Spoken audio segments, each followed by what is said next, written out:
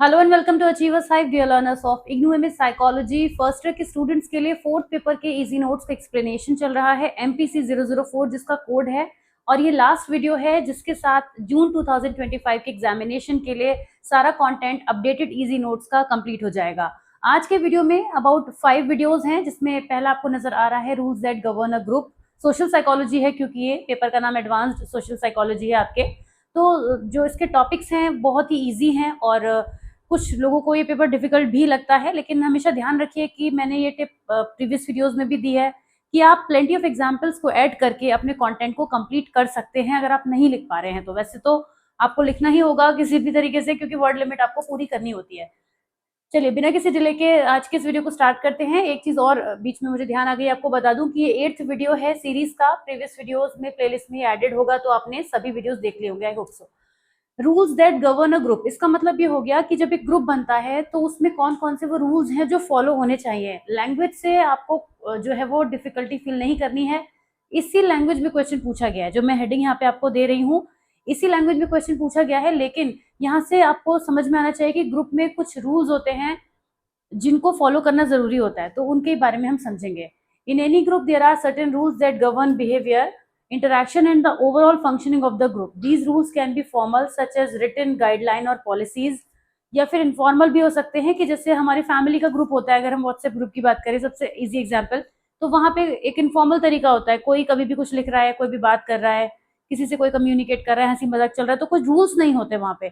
इसी तरीके से हमारे फॉर्मल ग्रुप भी होते हैं, जैसे वर्क प्लेस के जो ग्रुप्स होते हैं वो फॉर्मल होते हैं। तो मैंने अभी व्हाट्सएप का एग्जाम्पल इसलिए दिया क्योंकि बहुत क्विकली आप कनेक्ट करेंगे विद इन अ सेकेंड, इससे ज्यादा टाइम आपको लगेगा नहीं।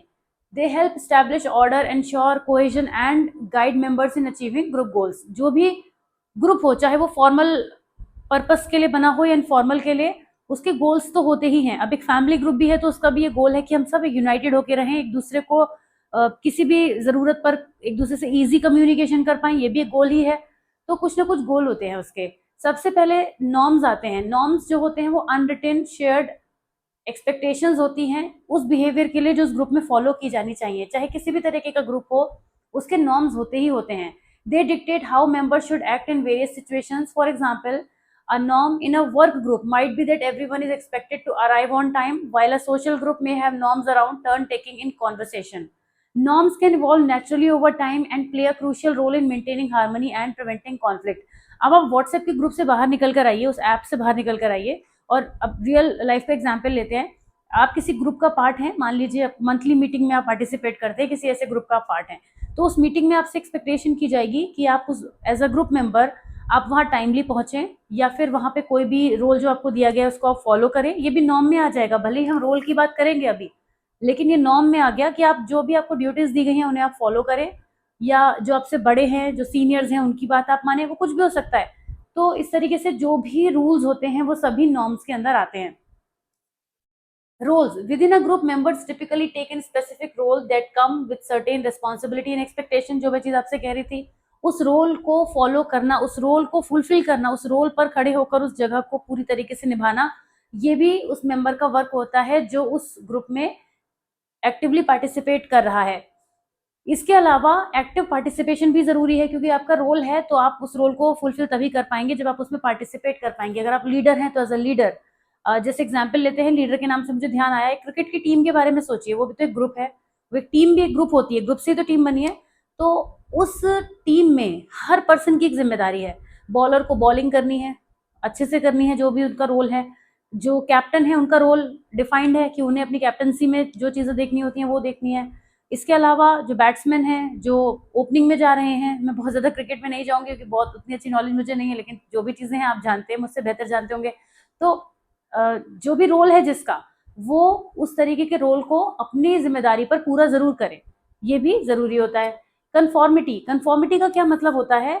जो भी पर्सन रूल बना रहा है या जो भी पर्सन लीड कर रहा है उसके टुवर्ड्स कंफॉर्म होना, उसकी चीजों को फॉलो करना। Group members often conform to the rules and behaviours expected of them in order to maintain group cohesion and avoid exclusion. जिस जो भी ग्रुप के रूल्स हैं, नॉर्म्स हैं, उनको सभी को फॉलो करना होता है, that is called conformity. Sanctions, to ensure adherence to the group rules, sanctions, rewards or punishments are often used Positive reinforcement like praise encourages rule following, while negative sanctions such as exclusion or repairments discourage rule breaking. मतलब ऐसा भी हो सकता है कि group के जो norms है उन्हें अगर कोई फॉलो नहीं कर रहा है, रूल्स नहीं फॉलो कर रहा है, तो उस पर्सन को थ्रेटन किया जाए। जैसे होता है ना, हम लोग के व्हाट्सएप ग्रुप में, हम किसी ऑफिशियल ग्रुप में होते हैं और कोई एक ऐसा फॉरवर्ड भेजता है जो एक्सेप्टेड नहीं होता है वहां पे, तो सब लोग उस चीज पे ऑब्जेक्शन करने लगते हैं कि this is not the group where you are sending all this data. तो अगर वो पर्सन बार बार ऐसा कर रहा है तो क्या करते हैं, उसको ग्रुप से निकाल देते हैं। आप व्हाट्सएप के ग्रुप से बड़ी इजीली समझ पाएंगे, बल्कि खुद से सब कुछ समझ ही गए होंगे, मुझे नहीं लगता इसमें कुछ इतना बड़ा बताने की बात थी। तो वो रूल्स जो किसी ग्रुप को गवर्न करते हैं वो सभी चीजें हैं जो ग्रुप के नॉर्म्स हैं, ग्रुप मेंबर्स की एक्टिविटीज हैं, उनका ओबीडियंस है, उनकी कंफर्मिटी है। तो ये सब आप लिखेंगे। किस किस टाइप का कॉपरेशन होता है और कॉपरेशन में रोल क्या होता है, इसको समझेंगे। Cooperation is a fundamental aspect of human interaction, allowing individuals and groups to work together toward common goals. जब दो लोग मिलकर एक ही वर्क के लिए, एक ही टास्क के लिए जो है वो परफॉर्म कर रहे होते हैं, तो एक दूसरे को कोऑपरेट करते हैं।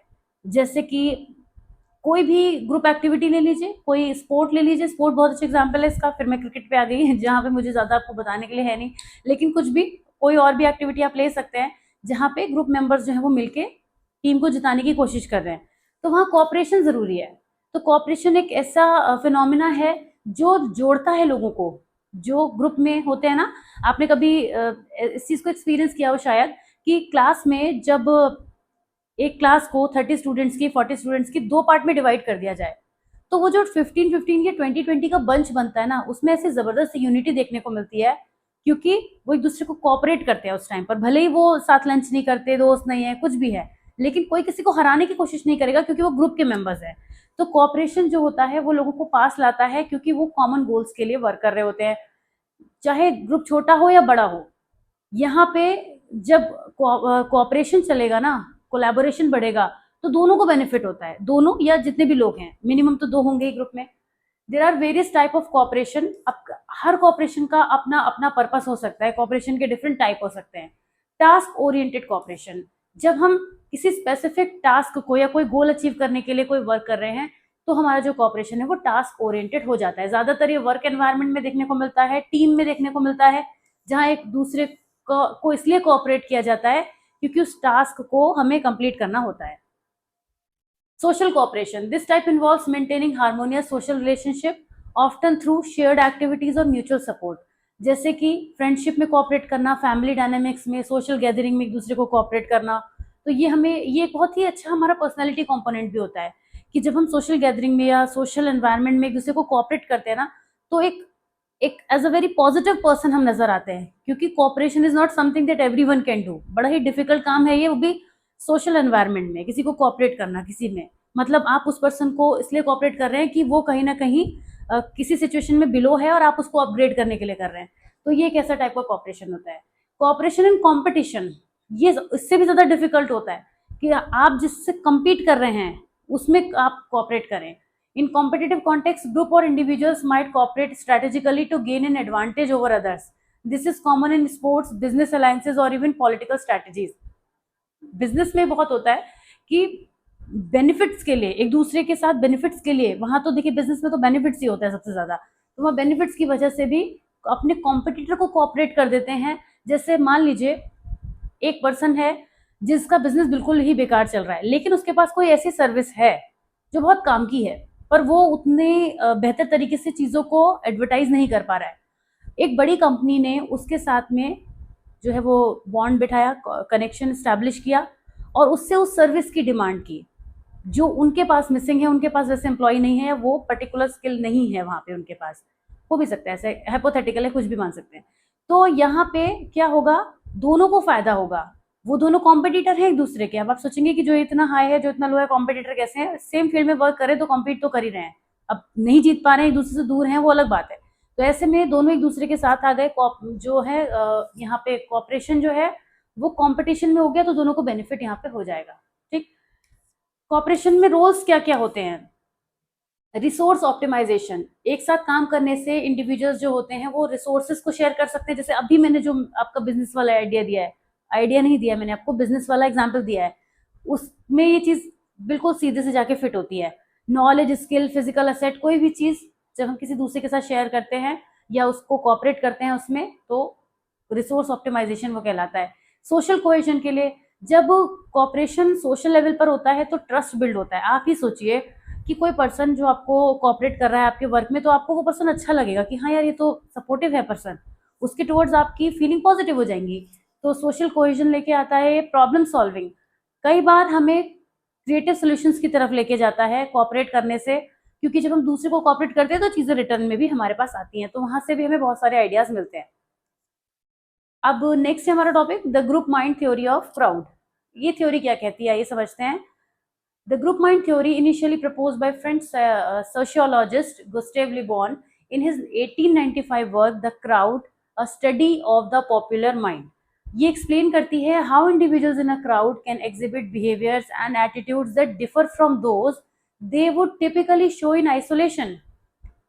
ये बात बड़ी इंटरेस्टिंग है। पहले तो आगे बढ़ने से पहले मैं आपको बताऊं, बहुत इंटरेस्टिंग है, क्योंकि आप सभी जानते हैं कि हमारा बिहेवियर एक क्राउड में, एक आइसोलेशन में, या एक नॉर्मल लोगों के बीच में, मतलब जहाँ क्राउड नहीं है बट ठीक ठाक है हम लोगों के बीच में, सब में बहुत वेरी करता है। हम एक ही पर्सन होते हैं लेकिन हमारा बिहेवियर चेंज हो जाता है। इस चीज को इन्होंने स्टडी करने की कोशिश की थी। When people come together in a crowd they lose their sense of individuality and are subject to the collective consciousness और ग्रुप माइंड। जब लोग इंडिविजुअल से हटकर एक ग्रुप में भीड़ का हिस्सा बन जाते हैं तो उनका माइंड भी कलेक्टिव माइंड वहां पर हो जाता है। इस चीज को रिसर्च किया गया था, जिसकी वजह से उनके थॉट, इमोशन, एक्शन उसी तरीके से वर्क करते हैं, चाहे भले ही वो एज एन इंडिविजुअल वैसे ना हो, लेकिन क्राउड में आकर क्राउड की तरह से बिहेवियर उनका बन जाता है। अब एक चीज और बता दूं, जैसे आपने बहुत नॉर्मली एक स्टेटमेंट सुना होगा जिसे भेड़ चाल कहते हैं, है ना, कि क्राउड को फॉलो करना, भीड़ का हिस्सा बन जाना, राइट। तो कुछ लोग होते हैं ना कि जो जैसा सब कर रहे हैं वैसा ही हम करेंगे, तो भीड़ का जब हिस्सा बन जाता है पर्सन तो उसका दिमाग भी भीड़ जैसा हो जाता है, मतलब भीड़ के लोगों जैसा हो जाता है। की concepts of group mind theory. Loss of individual identity. जब कोई भी इंडिविजुअल क्राउड का पार्ट बनता है they often experience a sense of anonymity which can diminish personal responsibility and self control. वहां पे पर्सन जो है अपनी इंडिविजुअल आइडेंटिटी को खोने लगता है। खोने का मतलब ये नहीं है कि वो रहता नहीं है एज एन इंडिविजुअल उसके बाद, वो उस टाइम बीइंग के लिए बात हो रही है। This lack of individual accountability can lead to impulsive और इरेशनल बिहेवियर। इसका बहुत अच्छा एग्जाम्पल मैं आपको दूंगी, बायस्टैंडर इफेक्ट। अगर आप नहीं जानते कि बायस्टैंडर इफेक्ट क्या होता है तो मैं आपको एक्सप्लेन करती हूँ। बायस्टैंडर इफेक्ट एक ऐसा इफेक्ट होता है जिसमें क्राउड में लोग इंडिविजुअलिटी के सेंस को लूज कर देते हैं। अक्सर ऐसा होता है कि हम रास्ते में किसी ऐसे एक्सीडेंट को होते हुए देखते हैं। एक्सीडेंट तो मैं नहीं कहूंगी क्योंकि एक्सीडेंट में मैक्सिमम लोग हेल्प करने के लिए रुकते हैं, लेकिन बहुत सारे वो लोग भी होते हैं जो साइड में रुक के सिर्फ वीडियो बना रहे होते हैं। तो बायस्टैंडर इफेक्ट हमें ये बताता है कि जो बाय स्टैंड है, मतलब हमारे अलावा जो दूसरा पर्सन वहां स्टैंड कर रहा है, बाय स्टैंड मतलब दो लोग अगर स्टैंड कर रहे हैं, एक से दो से ज्यादा स्टैंड कर रहे हैं, तो हर पर्सन ये सोचता है कि अगर मैं नहीं भी रुका हेल्प करने के लिए तो शायद दूसरा रुक जाएगा। ये एक एक्सीडेंट के अलावा किसी भी सिचुएशन में हम ये चीज देख सकते हैं कि जब क्राउड में कोई ऐसी रिक्वायरमेंट होती है तो हम अपने से ज्यादा दूसरे का सोचने लगते हैं। मैक्सिमम ऐसा सोचते हैं, इस पर हम डिबेट नहीं करेंगे कि नहीं हम ऐसे नहीं है वो वैसे नहीं है। मैक्सिमम केसेस में ये सोशल साइकोलॉजी कहती है कि लोग इस चीज का इंतजार करते हैं कि अगर मैं ऐसा नहीं करूंगा तो दूसरा कर देगा, अपनी रिस्पॉन्सिबिलिटी से भागते हैं, जिसको हम डिफ्यूजन ऑफ रिस्पॉन्सिबिलिटी कहते हैं, राइट। तो वो बायस्टैंडर इफेक्ट कहलाता है। तो वो एक बहुत अच्छा एग्जाम्पल है ग्रुप माइंड थ्योरी का कि लॉस ऑफ इंडिविजुअल आइडेंटिटी, इस तरीके से लोग अपनी आइडेंटिटी को लूज करते हैं। Emotional contagion. The crowd amplifies emotions with feelings such as excitement, fear और anger spreading quickly through the group. जब हम एक ग्रुप में होते हैं ना, आप किसी कभी ना कभी आप किसी मेले में गए होंगे, अगर एक तरफ से क्राउड भागना शुरू करे, imagine that's very scary, but for whatever reason अगर एक कॉर्नर से क्राउड एकदम से भागना शुरू करे तो कोई भी पर्सन जाकर वहां पे उस चीज को क्लियर नहीं करेगा। एक तो सिक्योरिटी रीजन है, सबसे बड़ी बात तो ये फियर है कि पता नहीं कौन सा ब्लास्ट हो गया है, तो ये पता करने से अच्छा है कि भागो, सब भाग रहे हैं तो भागो। तो यहाँ पर जो क्राउड में पर्सन होता है वो अपनी इंडिविजुअलिटी लूज कर देता है और वो वही करने लगता है जो भीड़ में हो रहा होता है। तो this lack of individual accountability, नहीं sorry, I am so sorry, मैं यहाँ थी वापस ऊपर चली गई। This collective emotional state overrides rational thinking. तो क्योंकि कलेक्टिव इमोशनल स्टेट आ चुकी है, जो सब सोच रहे हैं वहां पे सब भाग रहे हैं, डरे हुए हैं, तो हम भी डरे हुए हैं, राइट। और ये चीज सही ही लगती है अगर सिचुएशन के हिसाब से देखें तो, लेकिन वो हमारी रैशनल थिंकिंग को खत्म कर देती है and can lead to extreme behaviours like mob violence और कलेक्टिव एंथुजियाज्म। तो ये चीज यहाँ पर हम देखते हैं। Suggestibility and conformity, people in a crowd are more suggestible and likely to conform to the behaviour and emotions of other. ये जो कंफॉर्मिटी वाला रूल है ना, बात है, वो अभी क्राउड वाले एग्जाम्पल में, हालांकि मैंने बहुत ही वियर्ड एग्जाम्पल दे दिया है, लेकिन अगर ऐसा होगा तो ऐसा ही होगा जो मैं आपको बता रही हूँ। तो वहां पे कंफॉर्मिटी बन जाती है। एक ग्रुप में आप देखिएगा लोग क्या करते हैं, जैसा सब लोग कर रहे हैं वैसा करने लगते हैं। अगर एक बहुत छोटा सा एक्सपेरिमेंट है कि एक जो वेटर है वो बहुत सारे ऑरेंज जूसेस लेकर आया और एक ग्लास में किसी और टाइप का फ्लेवर है, कुछ और है, ट्रांसपेरेंट सा कुछ भी। अब वहां पर हम देखते हैं कि अगर सब लोग ऑरेंज जूस ले रहे हैं तो वो सिंगल है ना, उस पर्सन को डाउट हो सकता है कि ये पता नहीं कुछ और तो नहीं है, तो वो क्वेश्चन करने से बेहतर समझेगा कि वो ऑरेंज जूस ले ले। अनटिल अनलेस वो ऑरेंज जूस पीता ही ना हो तब तो अलग बात है, उसको बिल्कुल एलर्जी है तब तो अलग बात है। अदरवाइज वो क्वेश्चन करने से बचेगा और वही चीज को पिक कर लेगा जो बाकी सब लोग कर रहे हैं। यही कंफॉर्मिटी है कि ग्रुप में जो लोग फॉलो कर रहे होते हैं उसी को करने लग जाना इज कॉल्ड कंफॉर्मिटी। तो यहाँ पे क्राउड में जो ग्रुप माइंड थ्योरी है वो ये कहती है कि कंफॉर्मिटी भी होती है, बढ़ने लगती है, राइट। तो क्रिटिसिज्म की बात करेंगे। Group mind theory was ground breaking in understanding crowd behaviour. It has been criticised for overemphasising the irrationality of crowds and neglecting the complexity of social influences. ये जो ग्रुप माइंड थ्योरी है ये बहुत ज्यादा इस चीज पे focus करती है। मैं भी जो आपको एग्जांपल दे रही थी उसके हिसाब से आपने नोटिस किया होगा कि हम ऐसा लग रहा था कि क्राउड में पहुंच जाते हैं तो सब कुछ पीछे छूट जाता है और सब कुछ नेगेटिव, टॉक्सिक सा, बुरा सा ऐसा फील हो रहा था। बट ऐसा नहीं होता है, हर चीज के दोनों साइड्स होते हैं। तो उस साइड पर इसने फोकस ज्यादा किया है, इसीलिए हम भी इस टॉपिक में वो चीज पर वो ही पढ़ रहे थे। तो आप समराइज कर देंगे इस तरीके से। आते हैं theories of attitude organisation. Theories of attitude organisation में हम ये समझेंगे कि कोई भी एटीट्यूड जो होता है ह्यूमन बीइंग का, वो किस तरीके से ऑब्जेक्ट्स को इवेल्युएट करते हैं लोग, आइडियाज को देखते हैं, किस तरीके से एटीट्यूड बनते हैं, डेवलप होते हैं और मेंटेन होते हैं किसी भी पर्सन के माइंड में। These theories seeks to understand how attitude influence behaviour and how they are interconnected within an individual's cognitive system. कुछ चीजों के बारे में बात करेंगे, कुछ थ्योरीज के बारे में बात करेंगे। बेसिकली सबसे पहले आती है कंसिस्टेंसी थ्योरी। ये लियोन फेस्टिंगर ने दी थी, जिसे कॉग्निटिव डिसोनेंस थ्योरी भी हम कहते हैं। ये थ्योरी ये कहती है कि जो भी चीज हम सोच रहे हैं, राइट, मतलब अगर हम दो स्टेटमेंट ले लें, पहले मैं सिंप्लीफाई कर दूं कि अगर एक पर्सन जो है वो स्मोकिंग को गलत कहता है कि स्मोकिंग करना गलत बात है, लेकिन वो स्मोकिंग करता है, तो उसके जो थॉट्स हैं वहां पे हम डिसोनेंस देख रहे हैं। वहां कॉन्सोनेंस नहीं है, वहां डिसोनेंस है, क्योंकि जो बात वो कह रहा है और जो बात वो कर रहा है उसमें हम कोई भी सिंक नहीं देख रहे हैं, राइट। तो ये जो थ्योरी है कंसिस्टेंसी थ्योरी, वो यही कहती है कि हमारा जो एटीट्यूड है, यानी जो थॉट हम रखते हैं किसी चीज के बारे में और जो बिहेवियर हम एग्जिबिट करते हैं, उनके बीच में वो दोनों एक ही डायरेक्शन में जाने चाहिए, उनके बीच में सिंक होना चाहिए। क्विकली रीड करेंगे। ये लियोन फेस्टिंगर की थ्योरी है that individuals strive for consistency in their attitude, belief and behaviour. According to this theory, when there is an inconsistency between attitude or between attitudes and behavior, individuals are motivated to reduce this discomfort by either changing their attitude, belief or behavior to restore harmony। जैसे कि अब देखिए smoking का example है यहाँ पे, interesting ये है, if someone believes that smoking is unhealthy but continues to smoke, they may change their attitude to justify their behavior, right. जैसे कोई पर्सन बुराई करता है, लेकिन जब उसने देखा कि मैं ऐसे एनवायरमेंट में हूँ जहाँ पे लोग भी इस चीज को परसीव करेंगे, तो उसने अपने एटीट्यूड को वहां पे बदल दिया। तो ऐसा करना पड़ता है। तो कंसिस्टेंसी होनी चाहिए हमारे थॉट में, हमारे एक्शंस में। इसी के साथ इसी में एक और मॉडल आता है जो है फ्रिट्ज हीदर्स बैलेंस थ्योरी।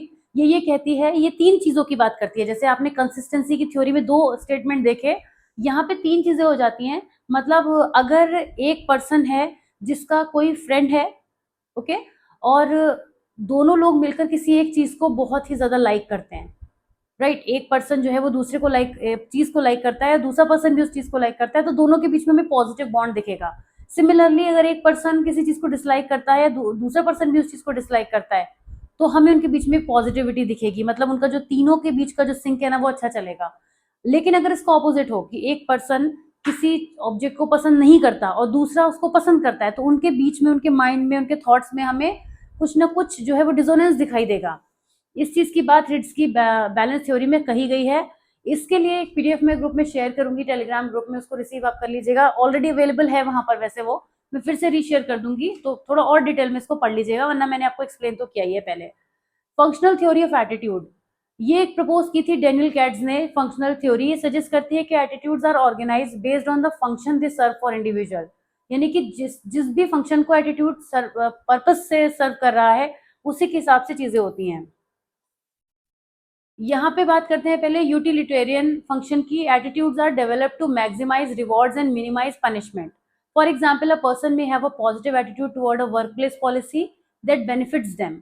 तो जो इस तरीके की एटीट्यूड होती है, इस तरीके की फंक्शनैलिटी होती है, उसमें ये कहा जाता है कि एटीट्यूड्स रिवॉर्ड्स को मैक्सिमाइज करने के लिए डेवलप होते हैं, पनिशमेंट को नहीं। तो कोई भी पर्सन अपने वर्कप्लेस पॉलिसी को इसलिए पॉजिटिव एटीट्यूड रखता है क्योंकि वहां से उसको बेनिफिट हो रहे हैं। जहां से जिस चीज का हमें बेनिफिट मिलता है हम उस चीज को प्रेज ही तो करने लगते हैं। तो यानी ये हमारा यूटिलिटेरियन फंक्शन कहलाता है एटीट्यूड का। ईगो डिफेंसिव फंक्शन, जब हमें अपनी सेल्फ एस्टीम को प्रोटेक्ट करना होता है तो हम किसी भी चीज को अनडिजायरेबल दिखा सकते हैं। For instance, a person may hold a negative attitude toward a particular social group to defend their own position. एक पर्सन जो किसी कमेटी का लीडर बनना चाहता था, उसे मौका नहीं मिला, तो वो क्या करेगा, वो इस तरीके से अपनी अपनी एस्टीम को प्रोटेक्ट करने के लिए, अपने कॉन्सेप्ट को मेंटेन करने के लिए वो क्या करेगा, उस ग्रुप के बारे में कोई ऐसी बात करेगा, यानी अपनी एंजाइटी को रिड्यूस करने की कोशिश करेगा, तो ईगो डिफेंसिव फंक्शन वो कहलाएगा। Value expressive function, attitudes reflect one's core values and belief. For example, someone who values environmental sustainability might develop a positive attitude towards recycling. जिस चीज से हमें कोई वैल्यू ऐड हो रही होती है उसके टुवर्ड्स हमारा पॉजिटिव एटीट्यूड होता है। ये बेनिफिट से काफी क्लोज है, लेकिन यहाँ पे ये वैल्यू की बात हो रही है, मतलब हमें क्या वैल्यू बेनिफिट हो रहा है, नॉट मॉनिटरी और समथिंग लाइक दैट।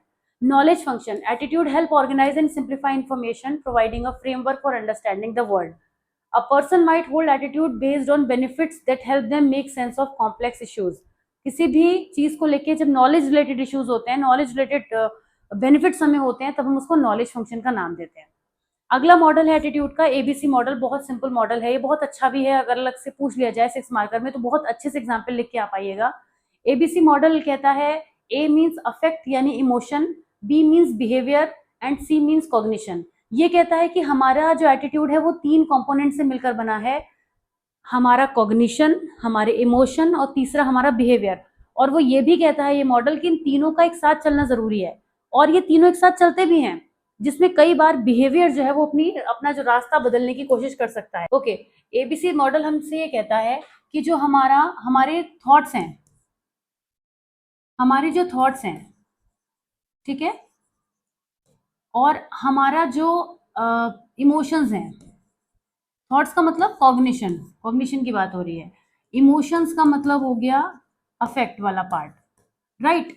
जैसे हमारे थॉट्स होंगे हमेशा इमोशंस हमारे वैसे ही होंगे। आप किसी पर्सन को बहुत पसंद करते हैं तो उसके टुवर्ड्स आपके इमोशंस भी पॉजिटिव होंगे। किसी को बहुत नापसंद करते हैं तो आपके इमोशंस में बहुत ज्यादा नेगेटिव साइड जो है वो देखने को मिलेगी। तो जिस तरीके के हमारे थॉट पैटर्न्स होते हैं वैसे ही हमारे इमोशंस होते हैं। अब आइडियली जो हम सोचते हैं और जैसा हम फील करते हैं वैसा ही हमें बिहेव करना चाहिए। तो ये तीनों चीजें एक साथ चलेंगी, थॉट, इमोशंस एंड हमारा बिहेवियर। लेकिन कई बार लोग क्या करते हैं, जो उनके मन में है, जो उनकी फीलिंग्स है, उसके ऑपोजिट वो बिहेव कर सकते हैं। तो ये जो बिहेवियर होता है, ये मैंने कहा ना कि रास्ता छोड़ के अलग हो सकता है, इसके लिए पॉसिबिलिटी है। लेकिन थॉट और इमोशंस जो होते हैं वो बिहेवियर को एक डायरेक्शन में ले जाने के लिए उसके साथ में चलते हैं। तो अफेक्टिव, बिहेवियरल और कॉग्निटिव कंपोनेंट्स होते हैं एटीट्यूड के, जो ये बताते हैं कि हमारी पर्सनैलिटी को में जो एटीट्यूड निकल कर आता है या नजर आ रहा होता है, उसके पीछे बहुत ज्यादा क्लैरिटी हमें मिलती है। ओके, नेक्स्ट है हमारा सोशल जजमेंट थ्योरी। ये मुजफ्फर शरीफ ने क्रिएट की थी। The social judgment theory focuses on how people evaluate new information in light of their existing attitude. According to this theory, individuals have an anchor attitude to which they compare new information. New attitudes or messages are categorized as falling within one of 3 zones: latitude of acceptance, latitude of rejection, latitude of non-commitment. 3 चीजें निकल के आती है social judgment theory में, कि वो messages that are consistent with existing attitude, जो किसी चीज के बारे में जो हम सोचते हैं उसके टुवर्ड्स वैसे ही फीलिंग को हम जब एग्जिबिट करते हैं तो वो लैटिट्यूड ऑफ एक्सेप्टेंस कहलाता है। लैटिट्यूड ऑफ रिजेक्शन ये कहता है कि जैसा हम किसी चीज के बारे में फील करते हैं वैसा हम बिहेव नहीं करते। And latitude of non commitment, जो जिसके बारे में हम कुछ भी फील करें लेकिन हमारा जो इमोशन है, हमारा जो रिएक्शन है उस पर, नॉट इमोशन, रिएक्शन जो है वो न्यूट्रल हो जाए, मतलब चाहे हम कुछ भी रहे हैं लेकिन उसके टुवर्ड्स हमारा रिएक्शन न्यूट्रल हो जाए, तो ये सोशल जजमेंट थ्योरी है। तो कंक्लूड कर देंगे कि डिफरेंट थ्योरीज हैं जो हमें बताती हैं कि एटीट्यूड का फॉर्मेशन कैसे होता है, किस तरह से मेजरमेंट होता है। ये फटाफट से लास्ट टॉपिक को ले लेते हैं, which is measurement of aggression, कि किसी भी पर्सन में हम अगर एग्रेशन को मेजर करना चाहते हैं तो हम क्या क्या कर सकते हैं, कौन कौन सी टेक्निक्स यूज हो सकती हैं। सेल्फ रिपोर्ट क्वेश्चनर ले सकते हैं, बहुत से लोग अपनी हॉस्टिलिटी को, अपने एंगर को क्वेश्चनर के थ्रू एग्जिबिट करना चाहते होते हैं, वो चाहते हैं कि हम जैसा भी फील कर रहे हैं अगर उनको मौका दिया जाए तो वो अपने एग्रेशन को उसके थ्रू आपको मेजर करने का पूरा मौका देते हैं, जिसमें हम सेल्फ रिपोर्ट क्वेश्चनर का यूज करते हैं। बिहेवियरल ऑब्जर्वेशन बहुत अच्छी चीज है ये, जिस पर्सन को बहुत ज्यादा एग्रेसिव बिहेवियर जो पर्सन दिखाता है उसके बिहेवियर को ऑब्जर्वेशन करना बहुत ही सही तरीका है, क्योंकि वो शायद अपनी कुछ चीजों को छुपा ले जाए लेकिन जब हम उसे ऑब्जर्व करेंगे तो हम सारे ही उसके एक्सप्रेशन को रिकॉर्ड कर पाएंगे। Provocation paradigms, in experimental setting researchers often use provocation paradigm to trigger aggressive responses, कि वो क्या वजह है जिसकी वजह से पर्सन बहुत ज्यादा फ्रस्ट्रेट होता है, कॉजेज पे यहाँ पे वर्क किया जाता है, और जब वो कॉजेज पता चल जाते हैं तो उस पर वर्क करते करते हम ये फाइंड आउट कर सकते हैं कि कैसे चीजें इतनी बिगड़ी हैं, क्यों उसका बिहेवियर ऐसा है। प्रोजेक्टिव टेस्ट भी यूज किए जाते हैं एग्रेसिव बिहेवियर को फाइंड आउट करने के लिए, जिसमें टीएटी काफी ज्यादा पॉपुलर है, कि कोई भी एम्बिग्यूअस इमेज दिखाई जाती है कि उस पर पर्सन किस तरह से अपना रिएक्शन देता है, तो एंगर को मेजर किया जाता है। तो यही है, बस ज्यादा कुछ नहीं है इसमें। और मेरे ख्याल से यस, इसके साथ ही हमारा MPC 004 के सारे टॉपिक्स यहाँ खत्म हो जाते हैं जून 2025 के लिए। And now I wish you all the very best for your examination. I hope आप बहुत अच्छा करके आएंगे, सभी टॉपिक्स आपने अच्छे से पढ़े हैं। अगर अभी भी टाइम है आपके पास और ज्यादा तो प्लीज उनको रिवाइज करते रहिए, रिकॉल करते रहिए, वीडियोस को प्ले कर दीजिए, आपके कानों में आवाज जाती रहेगी, आप समझते रहेंगे, ईजी हो जाएगा आपके लिए। तो मैं मिलती हूँ आपसे नेक्स्ट वीडियो में। Till then take care of yourself, bye bye.